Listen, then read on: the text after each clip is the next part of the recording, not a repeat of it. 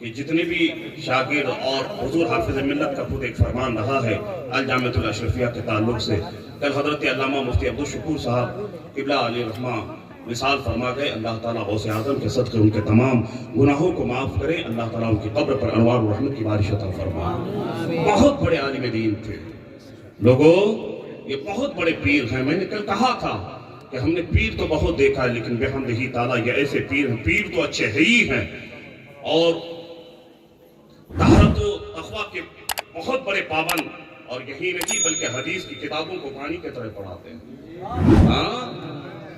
اس ذات گرامی کا نام حضرت مفتی ڈاکٹر شکیل احمد آصفی ہے۔ لوگوں مرید ہو جاؤ، بڑے جو نہیں ہوئے نہ ہو جائیں۔ سرکار غوث اعظم رحمت اللہ تعالیٰ علیہ کی بارگاہ میں ایک چور آیا، آنے کے بعد کہا، چوری کرنے والا آ کر کے کہتا ہے سرکار غوث اعظم میں مرید ہونا چاہتا ہوں، میں مرید ہونا چاہتا ہوں۔ سرکار غوث اعظم جانتے تھے کہ یہ چور ہے، چوری کرتا ہے۔ غوث اعظم نے فوراً ہاتھ بڑھایا، کہا کہ لا تیرا ہاتھ دے دے۔ جیسے وہ چوری کرنے والا ہاتھ آگے بڑھاتا ہے نا تو اپنے ہاتھ کو کھینچ لیتا ہے، ہاں اپنے ہاتھ کو کھینچ لیتا ہے۔ پھر سرکار غوث اعظم فرماتے ہیں ہاتھ بڑھا آگے۔ جیسے وہ چوری کرنے والا ہاتھ آگے بڑھاتا ہے نا تو اب غوث اعظم رضی اللہ تعالیٰ عنہ اپنے ہاتھ کو پیچھے کھینچ لیتے ہیں۔ سرکار غوث اعظم کہتے ہیں میں تو تجھے مرید کروں گا لیکن میری دو شرطیں ہیں۔ ہاں کیا ہے؟ میری دو شرطیں ہیں۔ سرکار غوث اعظم نے فرمایا میری دو شرطیں ہیں۔ وہ چوری کرنے والا چور کہتا ہے آپ کی دو شرط کیا ہے؟ سرکار غوث اعظم کہتے ہیں کہ تجھ کو چوری کرنا بند کر دینا پڑے گا۔ وہ کہتا ہے میں چوری بند نہیں کروں گا۔ سرکار غوث اعظم فرماتی میری دوسری شرط یہ ہے کہ تجھے 5 وقت کی نماز پابندی کے ساتھ پڑھنا پڑے گا۔ وہ چوری کرنے والا چور کہتا ہے کہ میں چوری بھی نہیں چھوڑوں گا اور میں 5 وقت کی نماز بھی پابندی کے ساتھ نہیں پڑھ سکتا۔ اللہ اکبر۔ سرکار غوث اعظم رضی اللہ تعالیٰ عنہ نے کہا کہ اگر تم مجھ سے یہ دو شرطیں نہیں قبول کرے گا نا تو میں تجھ کو مرید نہیں کروں گا۔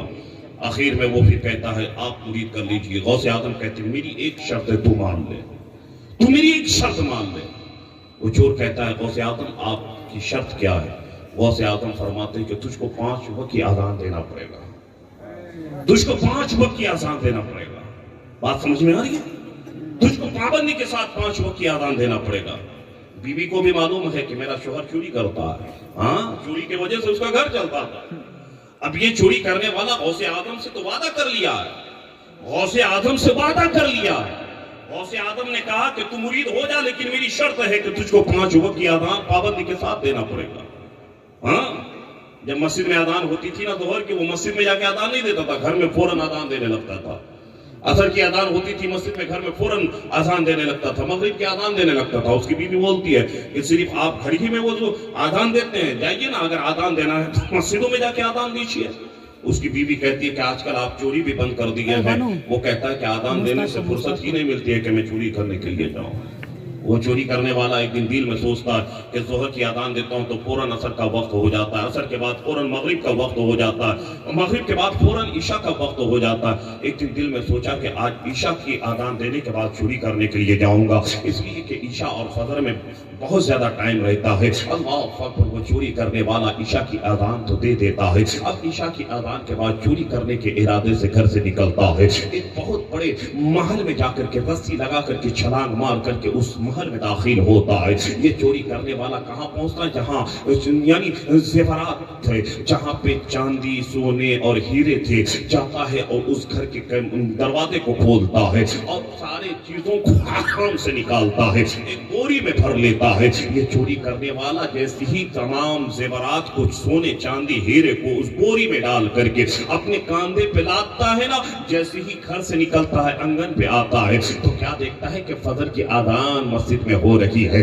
وہ بورا پر رکھ دیتا ہے، فجر کی اذان دینے لگتا ہے۔ جیسے ہی وہ فجر کی اذان دینے لگا نا تو یعنی محل کے سارے لوگ جاگ گئے۔ اللہ اکبر۔ سارے لوگ جب جاگ گئے نا تو اب یہ دل میں سوچتا ہے کہ میں کم سے کم 2 رکعت نماز پڑھ لوں تو یہ لوگ کم سے کم وضو کے بہانے سے ادھر ادھر چلا جائے گا۔ اللہ اکبر۔ وہ 2 رکعت نماز کے لیے جیسے ہی اپنی نیت کو باندھتا ہے، جیسے ہی سلام پھیر کے دیکھتا ہے تو کیا دیکھتا ہے کہ پوری صف لگی ہوئی ہے، سارے لوگ کہتے ہیں کہ حضور آپ نماز پڑھا دیجئے نا، میں اقامت دے رہا ہوں آپ نماز پڑھ دیجئے۔ کوئی کہتا ہے کہ میں اقامت پڑھ رہا ہوں آپ نماز پڑھا دیجئے۔ وہ کہتا ہے کم وقت تجھے معلوم نہیں ہے کہ میں چور ہوں۔ لوگ کہتے ہیں نہیں حضور آپ چور تو نہیں ہے۔ اللہ اکبر، یہ ابھی لوگوں سے یہ بحث ہی کر رہے تھے کہ سرکار غوث اعظم شیخ آپ جو ہے شیخ باب میں ہے، یعنی باب شیخ میں ہے، آپ مریدین کے بیچ آپ ہنس رکھے ہیں، مسکرا رکھے ہیں۔ غوث اعظم کہاں ہے، چور کہاں ہے؟ مریدین کہتے ہیں اے شیخ عبد القادر جیلانی غوث اعظم دستگیر، آپ آج کیوں ہنس رکھے ہیں، آپ کیوں آج مسکرا رکھے ہیں؟ غوث اعظم باب شیخ سے کہتا ہے کہ اے مریدو سنو سنو، آج وہ وہاں پہ پھنس گیا ہے۔ یعنی غوث اعظم اپنی خانقاہ میں رہ کر کے اس چوری کرنے والے کے تمام حالات کا جائزہ لے رکھے ہیں، اپنی باطنی آنکھوں سے دیکھ رکھے ہیں۔ اللہ اکبر، جب اللہ نے غوث کو اتنا پاور عطا کیا ہے تو پھر مدینے والے مصطفیٰ کے پاور کا عالم کیا ہوگا؟ جب تو بریلی کے امام پکار اڑتے ہیں اور کوئی غیب کیا تم سے نیہا ہو بھلا، جب نہ خدائی چھپا تم پہ کڑا درود۔ ایک پیغمبر آدم کے پیارے دیوانوں، اب یہ چوری کرنے والے سے جب کہتا ہے کہ آپ نماز پڑھا دیجئے حضور، ہم لوگ تو اتنے آپ کے مقتدی ہیں، اب یہ چوری کرنے والا دل ہی دل میں سوچتا ہے کہ ایک وقت کی نماز کے لیے میں نے سر کو جھکایا تو اتنے لوگ مجھ کو ماننے لگا، میں نے ایک وقت کی نماز کے لیے اپنے سر کو جھکا دیا تو لوگ اتنی ادب کی نگاہ سے مجھے دیکھ رکھے ہیں، اگر 5 وقت کی نماز کی پابندی کر لوں تو پھر میری عزت کس طریقے سے بڑھ جائے گی؟